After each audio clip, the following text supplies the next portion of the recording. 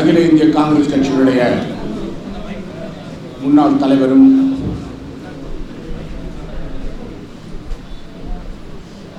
இந்த நாட்டினுடைய எதிர்கால விடிவெள்ளியாக இருக்கின்ற எங்களுடைய இளம் தலைவர் ராகுல் காந்தி அவர்கள் வருகிற 17ஆம் தேதி புதுச்சேரிக்கு வருகை தருகிறார்கள். அரசியல் கலப்பு அல்லாத மீனவ சமுதாயத்தைச் சேர்ந்த மக்களோடு அவர் கலந்துரையாடுகிறார்கள். ஏற்கனவே பாரதிதாசன் மகளிர் கல்வியினுடைய மாணவிகள் அவருக்கு இமெயில் மூலமாக கோரிக்கை வைத்து புதுச்சேரிக்கு வரும்பொழுது அவருடைய கல்லூரிக்கு வர வேண்டும் என்ற கோரிக்கை முன்வைத்திருக்கிறார்கள். அதுவும் அரசியல் கலப்படம் இல்லாத ஒன்று. அந்த நிகழ்ச்சிகளிலும் கலந்து கொள்கிறார்கள். அதற்கு பிறகு மாலை 3 மணி அளவில் புதுச்சேரி ஆங்கிலோ பிரெஞ்ச் டெக்ஸ்டைல்ஸ் மைதானத்திலே நடைபெற இருக்கின்ற காங்கிரஸ் கட்சியினுடைய பொதுக்கூட்டத்தில் கலந்து கொண்டு உரையாற்றுகிறார்கள். தலைவர் ராகுல் காந்தி அவர்கள் பல ஆண்டுகளுக்கு பிறகு இப்பொழுது புதுச்சேரிக்கு வருகை தருகிறார்கள். அவருடைய வருகைக்கான சிறப்பான ஏற்பாடுகளை புதுச்சேரி மாநில காங்கிரஸ் கட்சியினுடைய தலைவர் ஏ.வி. சுப்பிரமணியம் அவர்கள் தலைமையில் நாங்கள் எல்லாம் ஒருங்கிணைந்து ஏற்பாடு செய்து கொண்டு வருகிறோம். குறிப்பாக இந்த நாட்டில் உள்ள நிலைமை, விவசாயிகளுடைய பிரச்சனை, இந்த நாட்டுடைய பொருளாதார பிரச்சனை, மத்தியில் உள்ள மாண்புமிகு பாரத பிரதமர் நரேந்திர மோடி அரசியல் விலைவாசி உயர்வு, வேலையில்லா திண்டாட்டம்,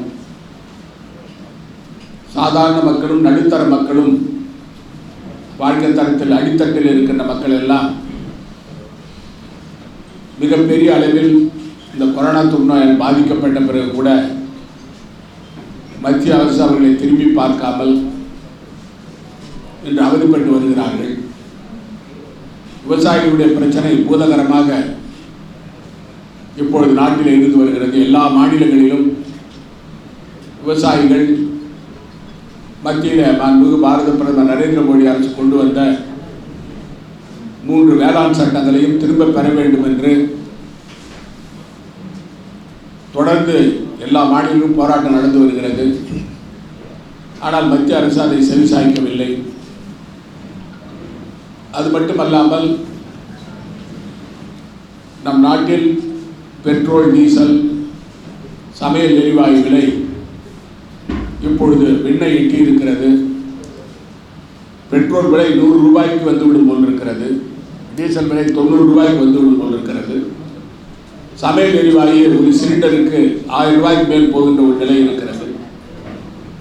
கடந்த காலங்களில் மத்தியில் காங்கிரஸ் ஆட்சி இருந்த காலத்தில் பெட்ரோல் விலையை 6 மாதங்களுக்கு ஒரு முறை 1 ரூபாய் அல்லது 2 ரூபாய் ஏற்றினால் போராட்டம் நடத்திய இந்த பாரதிய ஜனதா கட்சி ஆட்சியில் கச்சா எண்ணெய் விலை குறைந்திருந்தாலும் கூட இந்த பெட்ரோல் டீசல் விலையை உயர்த்தி மக்களுக்கு, சாதாரண மக்களுக்கு மிகப்பெரிய சுமையை மத்திய அரசு உருவாக்கி இருக்கிறது. புதுச்சேரி மாநிலத்தை பொறுத்தவரையில் எங்களுடைய மதச்சார்பற்ற கூட்டணி கட்சிகள் ஒருங்கிணைந்து இப்பொழுது வருகின்ற சட்டமன்ற தேர்தலை நாங்கள் சந்திப்போம். மக்களை சந்திக்கின்ற சமயத்தில் புதுச்சேரி மாநிலத்தில் கடந்த 5 ஆண்டுகளாக காங்கிரஸ் தலைமையில், காங்கிரஸ் திராவிட முன்னேற்ற கழக கூட்டணி ஆட்சி தலைமையில் என்னென்ன திட்டங்களை மக்களுக்கு நாங்கள் நிறைவேற்றி இருக்கிறோம் என்பதை தெளிவுபட கூறுவோம். அதே போல வருங்காலங்களில் எந்த திட்டங்களை மக்களுக்கு நாங்கள் நிறைவேற்றி இருக்கிறோம் என்பதை எங்களுடைய தேர்தல் அறிக்கையிலே குறிப்பிடுவோம். ஒரு புறம் மத்தியிலிருந்து பிரதமர் நரேந்திர மோடி அரசு நமக்கு முறையாக கிடைக்க வேண்டிய நிதியை கொடுக்கவில்லை. அதை பெறுவதற்காக தொடர்ந்து போராடி கொண்டிருக்கிறோம். இன்னொரு புறம் மாண்புமிகு துணைநிலை ஆளுநர் கிரண்பேடி அம்மையார் அவர்கள் புதுச்சேரி மாநிலத்தில் மக்கள் நலத்திட்டங்களை நிறைவேற்றுவதற்கு தொடர்ந்து காலதாமதப்படுத்தி முட்டுக்கட்டை போட்டு மக்கள் மத்தியில் எங்களுடைய அரசுக்கு கெட்ட பெயர் உருவாக்க வேண்டும் என்ற எண்ணத்திலே தொடர்ந்து செயல்பட்டு வருகிறார். இது புதுச்சேரி மாநில மக்கள் அனைவருக்கும் தெரியும். நிறைய திட்டங்கள் அவருடைய தலையிட்டால் காலதாமதமாகிறது. அதை நிறைவேற்றுவதற்கு துரிதமாக நானும் அமைச்சர் பெருமக்களும் தொடர்ந்து பாடுபட்டாலும் கூட கிரண்பேடி அம்மையாருடைய செயல்பாடுகள் மாநிலத்துடைய வளர்ச்சிக்கு மிகப்பெரிய பின்னடைவை ஏற்படுத்தி வருகிறது. இதை தொடர்ந்து மக்கள் மத்தியிலே நாங்கள் கூறி வருகிறோம். இன்னொரு புறம் இந்த பாரதிய ஜனதா மத்தியில் இருக்கிற பாரதிய ஜனதா ஆட்சியில் புதுச்சேரிக்கு தனி மாநில அந்தஸ்து வேண்டும் என்ற இந்த கோரிக்கையை நாங்கள் முன்வைத்த போது அவர்கள் அதை செவிசாய்க்கவில்லை. பதில் பாராளுமன்றத்தில் மிக தெளிவாக புதுச்சேரி மாநிலம் இப்பொழுது இருக்கின்ற நிலையிலே இருக்கும், மாநில அந்தஸ்து கொடுக்க முடியாது, கொடுக்க மாட்டோம் என்று தெளிவாக கூறியிருக்கிறார்கள். இப்பொழுது ஜம்மு காஷ்மீர் மாநிலத்தை அந்த சட்டமன்றத்தை எடுத்துவிட்டு அதை யூனியன் பிரதேசமாக ஆக்கியிருக்கிறார்கள். அதன் மூலமாக மத்தியிலிருந்து தங்களுடைய ஆதிக்கத்தை செலுத்த வேண்டும் என்று தீவிரவாதம் அதிகமாக இருக்கின்ற அந்த மாநிலத்தில் மேலும் குழப்பத்தை ஏற்படுத்தி இருக்கிறார்கள். ஆனால் அப்படி செய்தும் கூட அவர்களால் தீவிரவாதத்தை ஒடுக்க முடியவில்லை. நமக்கெல்லாம் புதுச்சேரி மாநிலத்தில் உள்ள அரசியல் கட்சிகள் எல்லாம் ஒருங்கிணைந்து புதுச்சேரி கட்சி வித்தியாசம் இல்லாமல் எல்லா கட்சிகளும் ஒருங்கிணைந்து புதுச்சேரிக்கு மாநில அந்தஸ்து வேண்டும் என்று கேட்டாலும் கூட பாரதிய ஜனதா கட்சியும் மத்தியில் உள்ள பாரதிய ஜனதா ஆட்சியும் நம்முடைய கோரிக்கைகளை நிராகரித்து வருகிறது. இது சம்பந்தமாக நாம் பலமுறை பிரதமரை சந்தித்து பேசியோம், உள்துறை அமைச்சரை சந்தித்து பேசியோம். அவர்கள் புதுச்சேரி மாநிலத்தை குறிப்பாக மக்களுக்குள்ள அதிகாரத்தை, மக்களால் தேர்ந்தெடுக்கப்பட்ட அரசுக்குள்ள அதிகாரத்தை கொஞ்சம் கொஞ்சமாக பறித்து புதுச்சேரியை தமிழகத்தோடு இணைக்கின்ற முதல் படியான வேலையை செய்து கொண்டிருக்கிறார்கள். அப்படி இல்லை என்றால் புதுச்சேரியை சட்டமன்றம் இல்லாத ஒரு யூனியன் பிரதேசமாக மாற்றுவதற்கான வேலையும் அவர்கள் செய்து வருவதிலிருந்து தெளிவாக தெரிகிறது. எதற்கெடுத்தாலும் கோப்புகளை டெல்லிக்கு அனுப்ப வேண்டும் என்று கூறுகிறார்கள். கிரண்பேடி அம்மையார் அனுப்பி வைக்கிறார். ஆனால் மக்களால் தேர்ந்தெடுக்கப்பட்ட அரசுடைய முடிவுகளை மத்திய அரசு மதிப்பதில்லை. குறிப்பாக இந்த நேரி கட்டிடம் உலக வங்கியினுடைய நிதியிலிருந்து கட்டப்பட்டது. அந்த கட்டடத்தை திறப்பதற்கான உரிமை எங்களுடைய அரசுக்கு உண்டு. ஆனால் கிரண்பேடி அம்மையார் அவர்கள் அதை தடுத்து நிறுத்தி மத்திய அரசுடைய பிரதிநிதிகள் வர வேண்டும் என்று கடந்த வாரம் திறக்க வேண்டிய அந்த மேரி கட்டிடம், குறிப்பாக அங்கே ஹோமம் நடத்தினாலும் கூட மக்கள் பயன்பாட்டுக்கு கொண்டு வருவதற்கு மிகப்பெரிய தொல்லையை கிரண்பேடி அம்மையார் கொடுத்திருக்கிறார். அதற்கு மத்திய அரசு உறுதுணையாக இருக்கிறது. இது அதிகாரம் இல்லாமல் மத்திய அரசும் தலையிடுகிறது. கிரண்பேடி அம்மையாரும் தலையிட்டு வருகிறார்கள். இது புதுச்சேரி மாநில மக்கள் அனைவருக்கும் தெரியும். அதே போல துணைநிலை ஆளுநருக்கு பாதுகாப்பு கொடுக்கிறோம் என்ற போர்வையில் புதுச்சேரியுடைய பல பகுதிகளை மக்கள் நடமாட முடியாத அளவிலே உருவாக்கி பொதுமக்கள் மத்தியிலே கொந்தளிப்பு ஏற்பட்டு அவர்கள் போராட்டம் நடத்த வேண்டிய ஒரு நிலைக்கு கிரண்பேடி அம்மையார் அவர்கள் உருவாக்கி இருக்கிறார்கள். ஆகவே நான் நேரடியாக சென்று பல முறை கூட்டத்தை போட்டது மட்டுமல்லாமல் நேரடியாக சென்று சுமார் 10க்கு மேற்பட்ட அந்த தடுப்புகள் எல்லாம் எடுத்தோம். கிரண்பேடி அம்மையாருடைய அலுவலகத்திற்கு, அவர் குடியிருக்கும் வீட்டுக்கு எத்தனை அடுக்கு பாதுகாப்பு போட்டாலும் எங்களுக்கு அதை பற்றி பிரச்சனை இல்லை. அவரை பாதுகாக்க வேண்டிய கடமை எங்களுடைய அரசுக்கு உண்டு. ஆனால் கிரண்பேடி அம்மையாருக்கு பாதுகாப்பு என்ற போர்வையில் பாரதி பூங்காவை மூடுவதும், சட்டமன்ற வளாகத்துக்கு செல்லும் வழியை மூடுவதும், மணக்கல் விநாயகர் கோயிலுக்கு செல்லும் வழியை மூடுவதும், அரவிந்தோ ஆசிரமத்துக்கு செல்லும் வழியை மூடுவதும், ரோமன் ரோட லைப்ரரிக்கு செல்லுகின்ற வழியை மூடுவதும், கடற்கரைக்கு செல்லும் மக்களுக்கு அவர்கள் சுதந்திரமாக செல்ல முடியாத அளவில் அந்த பாதுகாப்பு என்ற போர்வையில் அங்கே அந்த மக்களை மிரட்டுவதும் மிகப்பெரிய மக்களுக்கு செய்கின்ற துரோகம். ஆகவே தான் அவை எல்லாம் நீக்கப்பட்டன. இப்பொழுது துணைநிலை ஆளுநர் அலுவலகம் மட்டும் அதற்கு பாதுகாப்பு போடப்பட்டிருக்கிறது. பாரதி பூங்கா திறக்கப்பட்டிருக்கிறது. இப்படி இந்த தொல்லைகளை எல்லாம் சமாளித்துக் கொண்டு நாங்கள் மக்களை சந்தித்து மக்களுக்கான திட்டங்களை நிறைவேற்றி வருகிறோம். இன்று கூட காலையில் உருளைப்பேட்டை சட்டமன்ற தொகுதியில் ஒரு திருமண மண்டபம் மற்றும் நூலகம் இரண்டு கட்டிடங்களை திறந்தோம். அதே போல் ராஜா நகர் பகுதியில், அவ்வை நகரில், உப்பளம் பகுதியில் ஒரு நானும் மாண்புமிகு அமைச்சர் கந்தசாமி அவர்களும் மாண்புமிகு பாராளுமன்ற உறுப்பினர் வைத்திலிங்கம் அவர்களும் போய் திறந்தோம். அதே போல் அவ்வை நகர் பகுதியில் அங்கே ஒரு உப்பளம் சட்டமன்ற தொகுதியில் ஒரு திருமண மண்டபம் மற்றும் அங்கன்வாடி கட்டிடங்கள் திறந்தோம். பல கட்டிடங்கள் திறக்கப்பட்டு மக்களுடைய நடைமுறைக்கு இது கொண்டு வரப்பட்டிருக்கிறது எங்களுடைய ஆட்சியில். குறிப்பாக வளர்ச்சி விகிதமானது 10.2%. 2020-21ஆம் ஆண்டு புதுச்சேரி மாநிலத்தின் வளர்ச்சி விகிதம் 10.2%. ஆனால் மத்தியில் உள்ள பிரதமர் நரேந்திர மோடியுடைய அரசுடைய வளர்ச்சி விகிதம் -7%.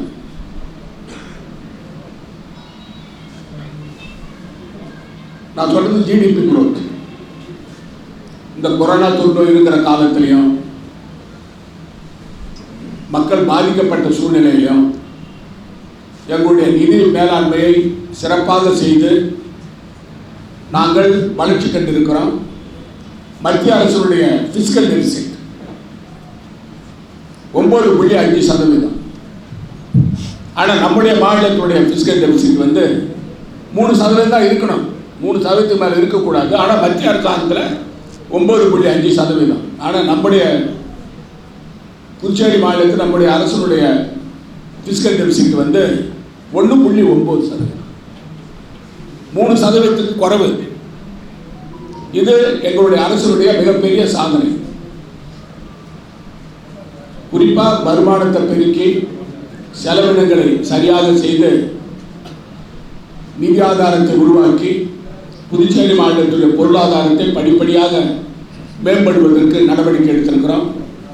கொரோனா தொற்று காலத்தில் மக்கள் எந்த அளவிற்கு அவதிப்படுகின்ற சமயத்தில் கூட எங்களுடைய அரசு முடிந்தவரை அந்த மக்களை காப்பாற்றுகின்ற அந்த கடமையை சிறப்பாக செய்தோம். ஆனால் ஒரு சில அரசியல் கட்சி தலைவர்கள் வீட்டை விட்டு வெளியிலே வரவில்லை. கொரோனா தொற்று காலத்தில் இப்பொழுது தேர்தல் சமயத்தில் வருகிறவர்களெல்லாம் அப்பொழுது காணும். ஆனால் நானும் மாண்புமிகு அமைச்சர் பெருமக்களும் மாண்புமிகு சட்டமன்ற உறுப்பினர்களும் எங்களுடைய காங்கிரஸ் பேரியக்கத்துடைய தலைவர்களும் தொண்டர்களும் மக்கள் பாதிக்கப்பட்ட இடங்களுக்கு சென்று அவளுக்கு உதவி செய்வது மட்டுமல்லாமல் அவர்களை மருத்துவமனையில் சேர்த்து அவர் குணமடைவதற்கான நடவடிக்கையை துணிந்து செய்தோம். தடை செய்யப்பட்ட பகுதிகளெல்லாம் போனோம், மருத்துவமனைகளுக்கு சென்றோம், உமிழ்நீர் எடுக்க இடங்களுக்கு சென்றோம். இப்படி தொடர்ந்து அதிகாரிகளை அழைத்து பேசி, குறிப்பாக நான் அமைச்சர் மல்லாடி கிருஷ்ணராவ் அவர்களுக்கு இந்த நேரத்தில் நான் நன்றி சொல்ல கடமைப்பட்டிருக்கேன். ஏன்னு சொன்னால் அவருடைய பணி சிறப்பான பணி, அவருடைய சுகாதாரத்துறை அமைச்சரிடம் வரையில். அதே போல் நம்முடைய அமைச்சர்கள் பணிபுரிந்தார்கள், சட்டமன்ற உறுப்பினர்கள் பணிபுரிந்தார்கள், கட்சியுடைய தலைவர்களும் தொண்டர்களும் அந்தந்த பகுதியில் மக்களுக்கு உதவி செய்தார்கள் காங்கிரஸ் கட்சியின் சார்பில். ஆனால் எதிர்கட்சியை பொறுத்தவரையில் அவர்கள் எங்களை எதிர்கட்சியாக பார்க்கிறார்களே தவிர இந்த கொரோனா சமயத்தில் அவர்கள் புதுச்சேரி மாநில மக்கள் பக்கமே வரவில்லை, வீட்டிலேயே முடங்கியிருந்தார்கள். அது மட்டுமல்ல, நிவர் புயல் வந்த பொழுது, வெள்ளம் வந்த பொழுது அவர்கள் எங்கே இருக்கிறார்கள் என்று தெரியவில்லை. ஆனால் நாங்கள் களத்தில் இறங்கி 8 மணி நேரத்தில் குறிப்பாக 30 சென்டிமீட்டர் மழை, வரலாறு காணாத அளவில் மழை பெய்தாலும் கூட அந்த களத்தில் இறங்கி 8 மணி நேரத்தில் அனைத்து தண்ணீரும் அந்த கடலுக்கு செல்லுகின்ற வகையில் ஏற்கனவே நாங்கள் பல வாய்க்கால்களை தூர்வாரியதன் காரணமாக மக்களுக்கு சிரமம் இல்லாமல் அதை செய்தோம். மின்சாரமானது 6 மணி நேரத்தில் மக்களுக்கு கொடுக்கப்பட்டது. சாலைகள் பழுதடைந்திருந்தது இந்த மழையினால. அதற்கு கிரண்பேடி அவருடைய தலையீட்டினால, குறிப்பாக PSR ரேட் என்ற பொருளை வைத்து அந்த கோப்புகளை காலதாமதப்படுத்தியதன் காரணமாக மக்கள் மத்தியில் எங்களுடைய அரசுக்கு கெட்ட பெயர் உருவாக்க வேண்டும் என்று அவர் செய்த அந்த வேலையின் காரணமாக காலதாமதம் ஏற்பட்டது. அப்படி இருந்தாலும் கூட இப்பொழுது சாலைகள் அனைத்தும் பழுதுபார்க்கப்படுகின்றன, அதற்கான நிதி ஒதுக்கப்பட்டிருக்கிறது. இப்படி தொடர்ந்து எங்களுடைய அரசு மக்களுக்கு பணிபுரிந்து வருகிறோம். தலைவர் ராகுல் காந்தி அவருடைய வருகை சிறப்பாக செய்ய வேண்டும் என்று கட்சியின் சார்பில் முடிவு செய்து அனைத்து தலைவர்களும் தொண்டர்களும் ஒருங்கிணைந்து சிறப்பாக அவருக்கு வரவேற்பு கொடுப்பதற்கான நடவடிக்கை எடுத்து வருகிறோம். நாங்கள் 16ஆம் தேதி கடை அடைப்பு என்று அறிவித்திருந்தோம். கிரண்பேடி அம்மையாரை திரும்பி இப்போ பிரதமர் நரேந்திர மோடி அவர்களே கிரண்பேடி அம்மையாரை திரும்ப பெறு, புதுச்சேரி மாநிலத்தை, புதுச்சேரியை காப்போம் மீட்போம் என்று நாங்கள் ஏற்கனவே கோஷத்தை வைத்து பல கட்ட போராட்டங்களை நடத்தினோம். அந்த போராட்டத்தின் பல கட்டமாக தெருமுனை பிரச்சாரம், மறியல் போராட்டம், உண்ணாவிரதம்,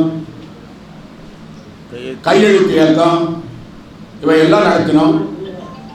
அந்த கடையடைப்பு போராட்டத்தை பொறுத்தவரையில் வியாபாரிகள் சங்கமானது, அனைத்து வியாபாரிகள் சங்கங்களும் மக்களுக்கு இடைஞ்சல் இருக்கும், ஆகவே அதை நீங்கள் மறுபரிசீலனை செய்ய வேண்டும் என்று கூறியிருந்தார்கள். மதச்சார்பற்ற கட்சிகளோடு எங்களுடைய காங்கிரஸ் கட்சி தலைவர் ஏபி சுப்பிரமணியம் அவர் கலந்து பேசி அதை நாங்கள் ஒத்தி வைத்திருக்கிறோம். இந்த நம்முடைய மாநிலத்தில் மக்கள், புதுச்சேரி மாநில மக்கள் மதச்சார்பற்ற கூட்டணி கட்சியுடைய, காங்கிரஸ் தலைமையில் உள்ள மதச்சார்பற்ற கூட்டணி கட்சியுடைய கூட்டணியை மக்கள் தொடர்ந்து ஆதரித்து வருகிறார்கள். எதிர்கட்சியுடைய செயல்பாடுகள் புதுச்சேரி மாநில மக்கள் தெரிந்து கொண்டிருக்கிறார்கள். மத்தியிலே பாரதிய இருக்கின்ற பாரதிய ஜனதா அரசு இப்பொழுது புதுச்சேரி மாநிலத்தை வஞ்சித்து வருகிறது என்பது எல்லோருக்கும் தெரிகிறது. ஒரு கேள்வியை கேட்டிருக்கிறார்கள், பாரதிய ஜனதா கட்சியிலிருந்து என்ன ஒரு கேள்வி கேட்டிருக்கிறார்கள். கடன் தள்ளுபடி சம்பந்தமாக நாராயணசாமி அவர்கள் மத்தியிலே அமைச்சராக இருந்தார், பாராளுமன்ற உறுப்பினராக இருந்தார், ஏன் கடன் தள்ளுபடி செய்வதற்கு நடவடிக்கை எடுக்கவில்லை என்று சொன்னார். நான் இருக்கும்போது அப்பொழுது லெகசி லோன் சொல்ற 3000 கோடி ரூபாய் தான், அதை தள்ளுபடி செய்ய வேண்டும் என்று நான் பாராளுமன்றத்தில் பேசியிருக்கிறேன். எங்களுடைய ஆட்சி மத்தியில் இருந்த சமயத்தில், அதே போல மத்திய இணையமைச்சராக இருக்கும் பொழுது கூட அந்த, அதாவது கடந்த காலங்களில் வாங்கிய லோன் புது கணக்கு ஆரம்பிப்பதற்கு முன்பாக வாங்கினோம். அதை தள்ளுபடி செய்ய வேண்டும் என்று நாங்கள் மத்திய அரசு அணுகி கேட்டிருந்தோம். இதில் துரதிர்ஷ்டம் என்னன்னு சொன்னால் 6 வருஷமா மத்தியில் மாண்புமிகு பாரத பிரதமர் நரேந்திர மோடி ஆட்சி இருக்கு. மரியாதைக்குரிய எதிர்கட்சி தலைவர் ரங்கசாமி அவர்கள் 2014 2016 வரைக்கும் நிபந்தனையற்ற ஆதரவு அவருடைய ஆட்சி கொடுத்தாங்க. அதற்கு தொடர்ந்து அவருடைய ஆதரவு சட்டமன்ற தேர்தல் முடிஞ்ச பிறகு 2016 சட்டமன்ற தேர்தல் முடிஞ்ச பிறகு நரேந்திர மோடி அரசோடு சேர்ந்து பல தேர்தல்களை சந்திச்சாங்க. நெல்லித்தோப்பு சட்டமன்ற இடைத்தேர்தல், பாராளுமன்ற தேர்தல், தட்டாஞ்சாவடி சட்டமன்ற இடைத்தேர்தல், காமராஜ் நகர் சட்டமன்ற இடைத்தேர்தல்லாம் சந்திச்சாங்க. ஆனால் மாநில அந்தஸ்து என்ற கோரிக்கையை முன்வைத்து தான் 2011 மரியாதைக்குரிய ரங்கசாமி அவர்கள் முதலமைச்சரானார். அவங்க ஆட்சி அமைச்சாங்க. ஆனால் இன்னைய வரைக்கும் அவர் ஆதரவு கொடுத்த மத்தியில் உள்ள நரேந்திர மோடி அரசு புதுச்சேரிக்கு மாநில அந்தஸ்து கொடுக்கல. புதுச்சேரியை மத்திய நிதி கமிஷன்ல சேர்க்கல. ஆனால் தொடர்ந்து ஆதரவு இன்னைக்கு தொடர்ந்து ஆதரவு கொடுத்துட்டு வராங்க. பாரதிய ஜனதா கட்சி கூட அவர் பேசிட்டு வராங்க, பேச்சுவார்த்தை நடத்துறாங்க. அவங்க கூட்டணி இருக்குதுன்னு சொல்லியிருக்காரு. பல முறை கூட்டணி பாரதிய ஜனதாவோட எங்களுடைய கூட்டணி இருக்குதுன்னு சொல்றாங்க. அதாவது மக்களுக்கு வாக்குறுதி கொடுத்த எதிர்கட்சி தலைவர் நாங்கள் ஆட்சிக்கு வந்தால் மாநில அந்தஸ்து பெறுவோம் என்று சொன்னார். மத்தியில் காங்கிரஸ் ஆட்சி இருக்கும்போது வாங்கலனா கூட இப்போ நரேந்திர மோடிக்கு ஆதரவு கொடுக்கும்போது ஏன் வாங்கலை? தேர்தல் வரும்போது தான் மாநில அந்தஸ்தை பற்றி பேசுவார். தேர்தல் வரும்போது தான் தேர்தலை புறக்கணிக்கணும்னு சொல்லுவார். அதுக்கு பிறகு 4.5 வருஷ காலம் அவர் எங்கே இருக்கிறாருன்னு தெரியாது, யாருக்கும் தெரியாது. ஆனால் இந்த பாரதிய ஜனதா கட்சியை பொறுத்த வரைக்கும் புதுச்சேரி மாநிலத்தில் மக்களால் நிராகரிக்கப்பட்ட கட்சி. புதுச்சேரி மாநில மக்கள் பாரதிய ஜனதா கட்சியை ஏற்றுக்கொள்ள மாட்டார்கள். அதற்கு பல உதாரணங்கள் இருக்கின்றன. ஒன்று, நீட்டுத் தேர்வு, தமிழை புறக்கணிப்பது, புதுச்சேரிக்கு மாநில அந்தஸ்து தராதது, புதுச்சேரியை நிதி கமிஷனில் சேர்க்காதது, புதுச்சேரிக்கு ஜிஎஸ்டி பணத்தை கொடுக்காதது, புதுச்சேரிக்கு 7வது சம்பள கமிஷனுடைய பரிந்துரை பணத்தை கொடுக்காதது, புதுச்சேரிக்கு கிடைக்க வேண்டிய மானியத்தை கொடுக்காதது, குறிப்பாக 10% இடஒதுக்கீடு, அரசு பள்ளியில் படித்து நீட் தேர்வு பெற்ற மாணவர்களுக்கு கொடுக்க வேண்டும் என்று எங்களுடைய அமைச்சரவை முடிவு செய்தால் கிரண்பேடியை வைத்து அதை நிராகரிப்பது, 50% இடஒதுக்கீடு தனியார் மருத்துவக் கல்லூரி நம்முடைய புதுச்சேரி மாநிலத்தைச் சேர்ந்த பிள்ளைகளுக்கு பெற வேண்டும் என்று சொன்னால் அந்த கோப்பை வைத்துக் கொண்டு காலதாமதப்படுத்துவது,